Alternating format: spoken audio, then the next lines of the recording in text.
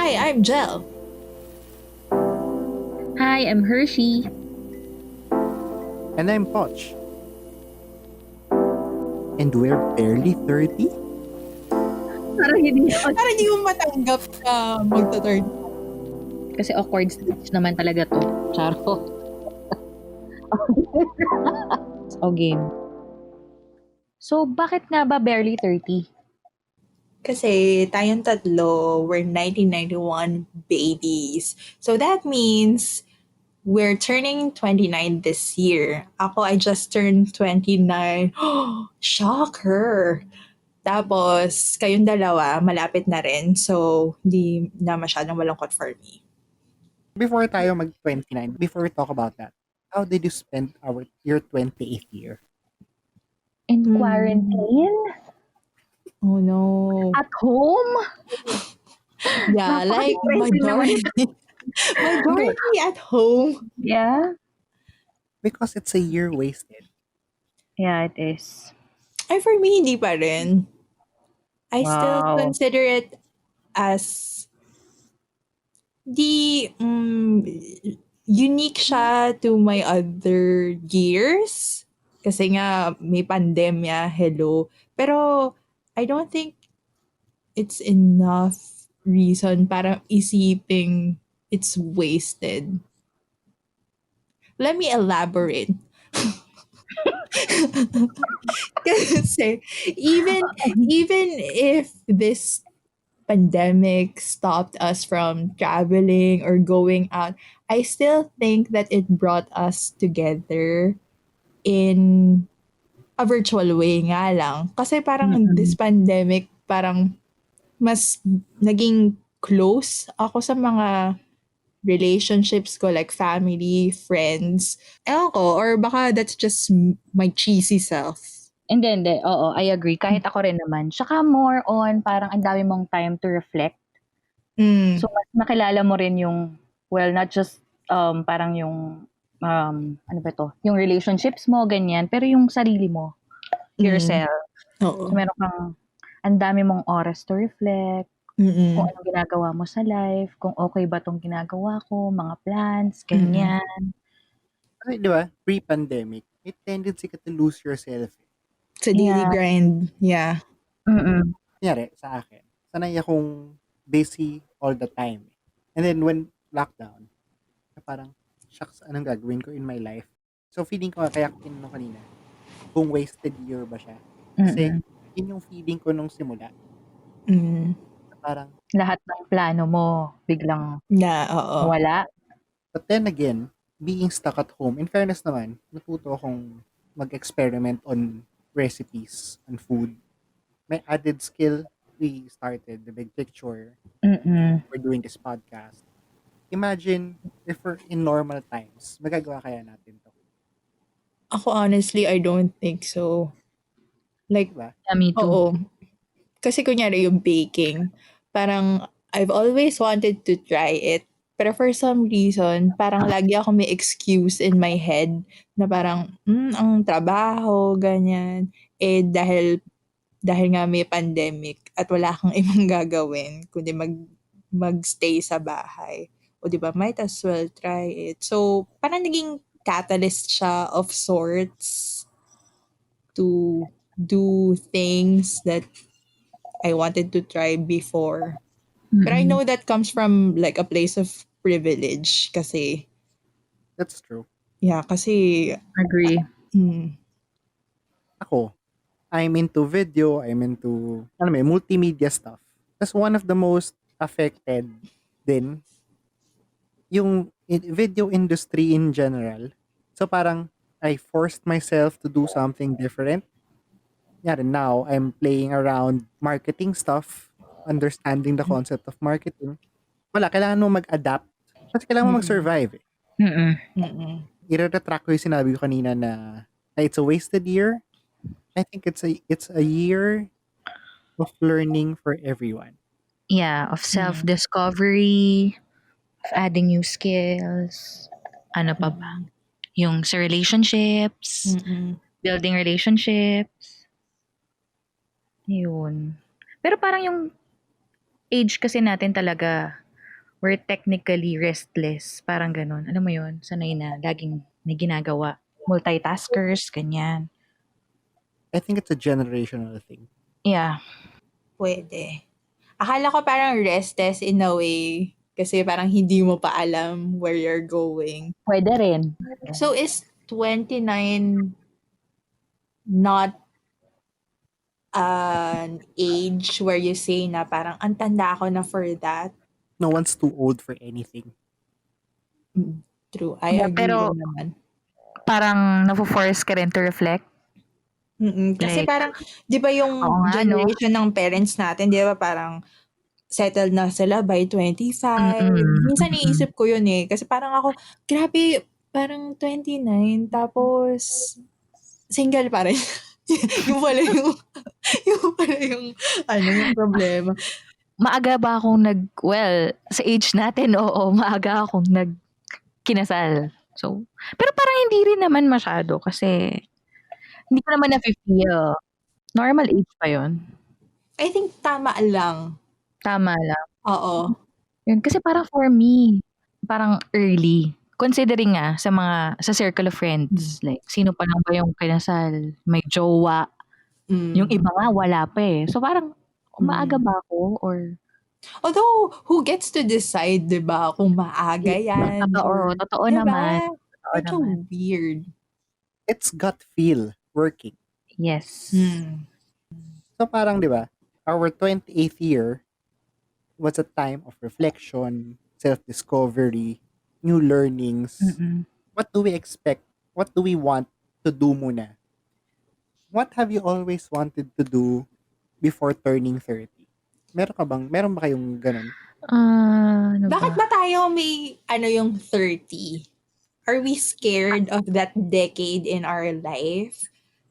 Parang, is it a formal goodbye to our youth with the quotation marks? Yung ba I yun? think so. Kaya ba parang, kasi di ba laging yung mga tao pag nagpo-post din parang, last year of my 20s, is parang, kung isipin mo, bakit? Ngayon, pag-goodbye ka na sa 30, ay sa 20s mo. Oo. So parang, oo nga, no, you're forced to. Hindi, kasi feeling ko, for a lot of people, from 20 to 30, nandun yung transition mo from being a student to a fresh grad, junior, whatever. Just at the same time, in the same decade, if you're really good, by the end of the decade, you're a manager. So, isipin mo yung buong life mo doon nangyari in the 10 years. Our 20s was spent in building ourselves. Our career. At 30, it's time to settle down. You can only go as high. This is kind of depressing. Oo nga eh. Parang, yeah.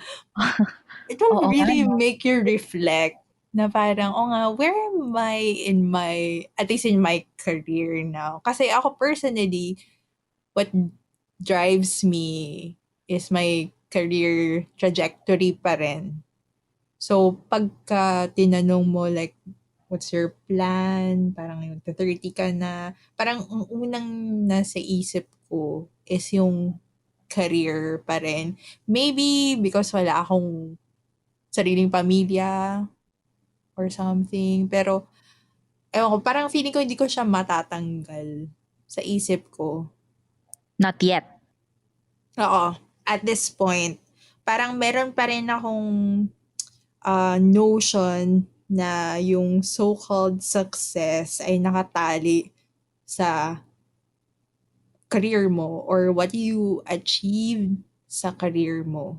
Which is kind of sad kasi dapat hindi nakatali doon yung buhay mo. Pero that's how I feel right now.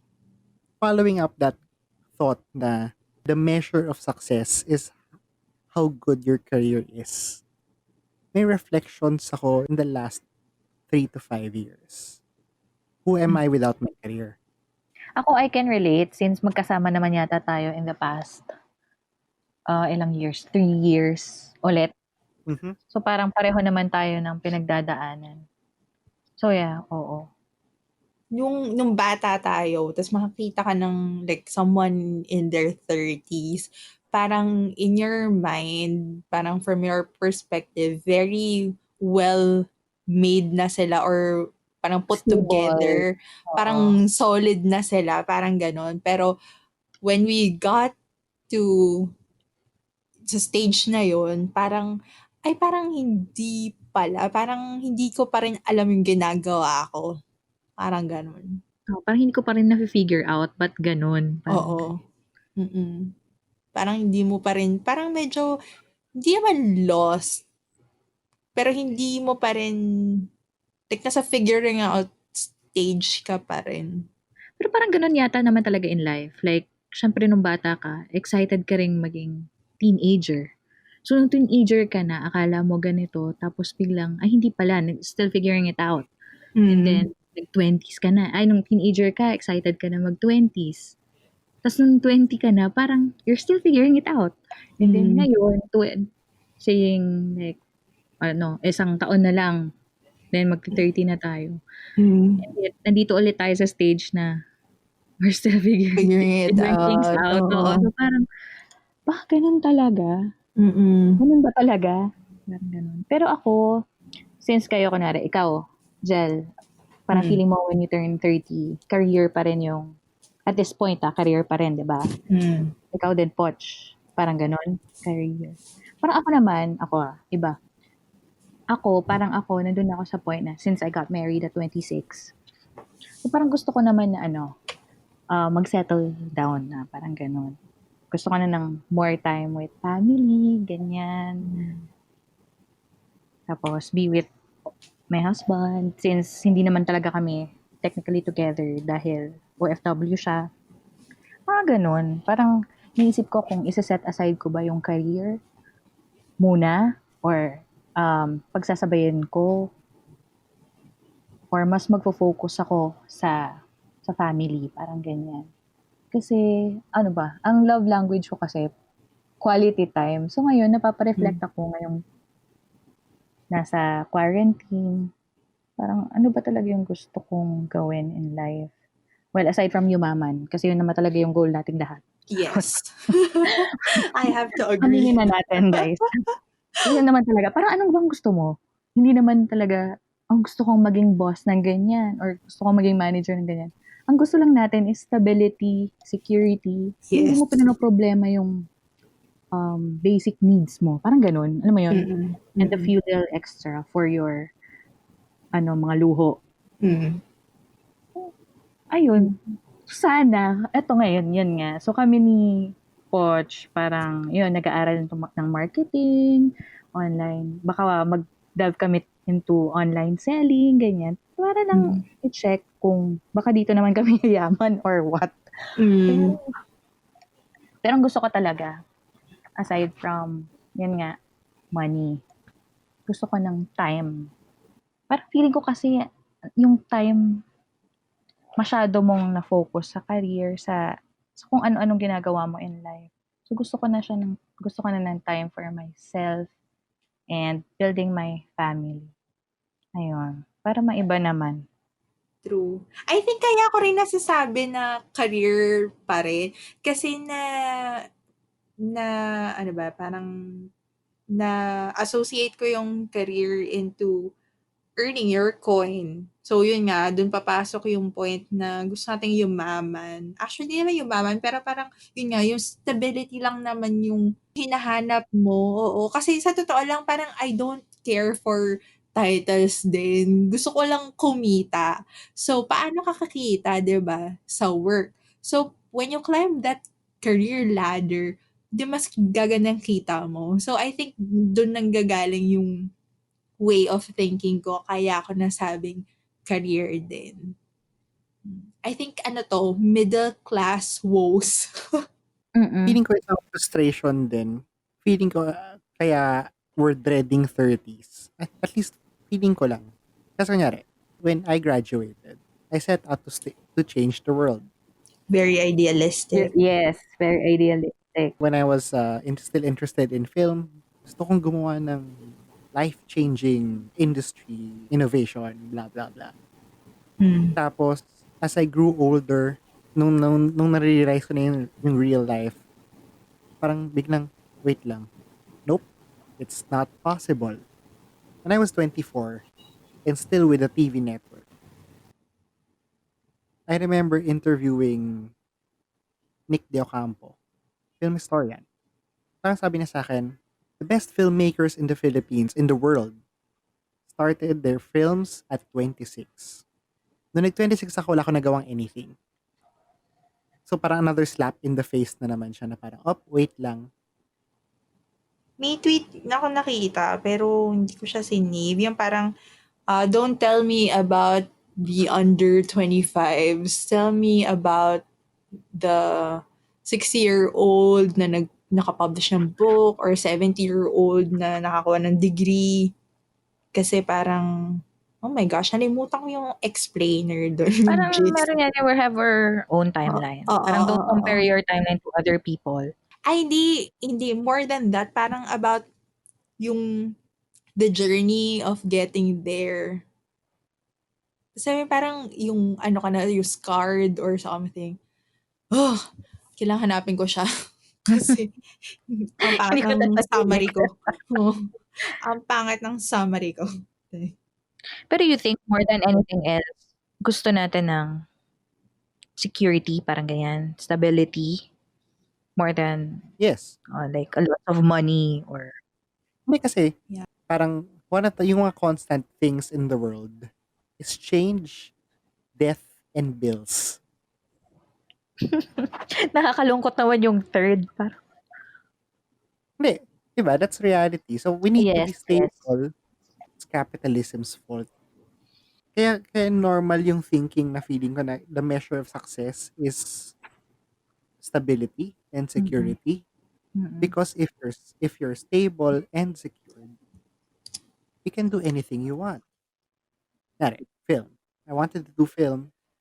So whenever I see people younger than me who are making it big, it makes me question myself.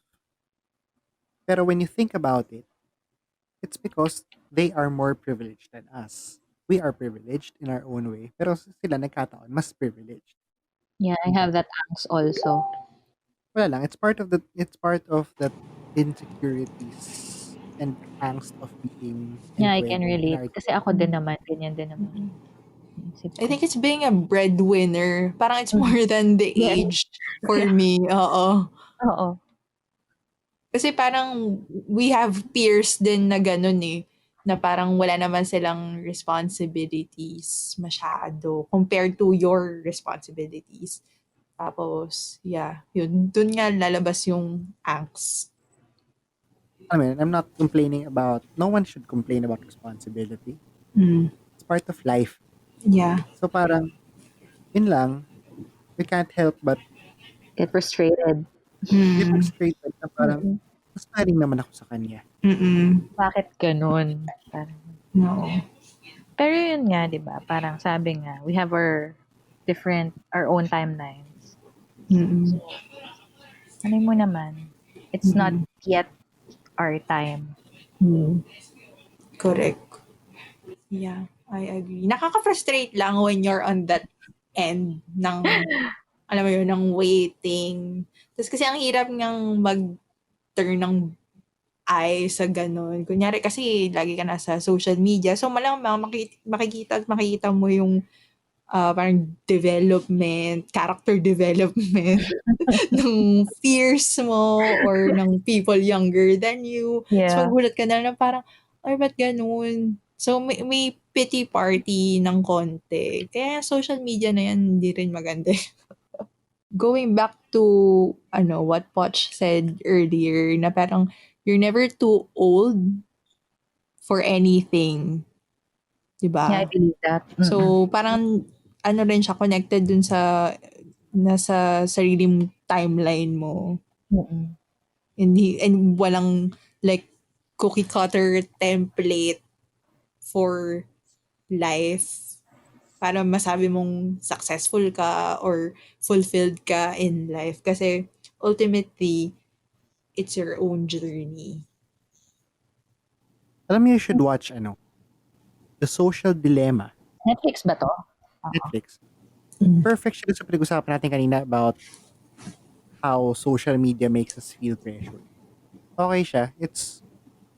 May thing kasi talaga ako with with social media documentaries, yung Mhm. how unethical and how bad it is. Mm. And yet, people tend to turn a blind eye. Mm-mm. Sobrang interesting nun for me. After kong panoorin yung Social Dilemma, hindi ko alam personally if I wanna be part of the game or part of the change. Mm-mm. It's deep Magre-reco na tayo? Shit, Mhm. wala akong ma-recommend. Wait lang, kailangan ko itawa. Teka lang So, this week, nanood ako ng K-drama. So, gusto ko lang ng some kilig-kilig, ganyan. So, I asked a friend of ours, alam niyo na kung sino, for a reco. So, eto, nireco niya sa akin, yung Cheese in the Trap. Familiar ba kayo doon? Hindi. Ay, maganda yan. Oo, ayun nga. So, eto, ngayon ko lang Pero kasi siya anong version yung napanood. pinapanood mo? Yung series. Okay, good. So, yun, yung Cheese in the Trap na series, 2016 pa siya ginawa, rom-com na luma na. Pero, ayun, super cute talaga. Nahook talaga ako na to the point na after ko matapos yung series in 2.5 days, considering weekdays in 2.5 days, hinanap ko yung webtoon version. Tapos yun yung binabasa ko ngayon. Ganun kalala, girl. As in, super. So basically, ano siya, parang yung guy, tsaka yung girl na bida, magkaaway sila sa umpisa pero syempre may major plot twist pero syempre hindi ko nasasabihin kung ano, panoorin nyo na lang. Yun, basta yun. Tsaka ang cute ni kuya. Opa. Yan lang. My recommendation for this week is Phoebe Bridgers. Yun na lang. Kasi kaka-release lang nung bago niyang, ano to yung sa NPR? Tiny Desk. Yun. Yun na lang. So, may bago siyang Tiny Desk concert. Kasi kung nanonood ka nun, alam mo marami siyang appearances doon. Pero itong latest one niya, kumanta siya ng 3 songs from her latest album which is called Punisher. Na I feel like it's worth checking out kung ma-feels kang tao. Kasi yung lyrics niya are oh so deep. Parang hindi tayo coherent Wala na tayo sa ano, no? as a whole. As a segment. Inaantok na ako. Yun lang yung observation ko. Kasi, inaantok na tayo Feeling ko rin. Feeling ko rin. because we're old. Kasi 12 na, guys. It's already past midnight. I think it is the perfect time to wrap up because we're sleepy. Yes, tita mode on. Tulog na tayo. Okay na? Okay, good night. Bye, nighty. See ya. Bye.